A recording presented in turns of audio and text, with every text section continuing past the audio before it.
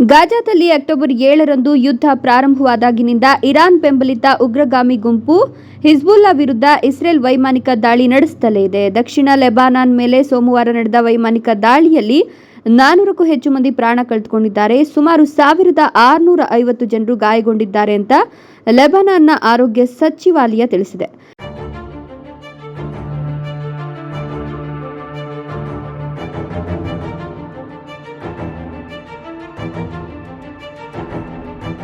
ಮೃತರಲ್ಲಿ 100 ಮಹಿಳೆಯರು ಮತ್ತು ಮಕ್ಕಳು ಸೇರಿದ್ದಾರೆ.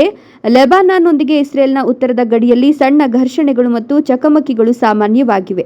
ಎಲ್ಲಿಯವರೆಗಿನ ಅತಿದೊಡ್ಡ ದಾಳಿ ಇದಾಗಿದೆ. ಈ ದಾಳಿ ಹೇಗಿತ್ತು ಅನ್ನೋದರ ಕುರಿತು ಎದೆಜಲ್ಲೆನಿಸೋ ವಿಡಿಯೋ ಇಲ್ಲಿದೆ.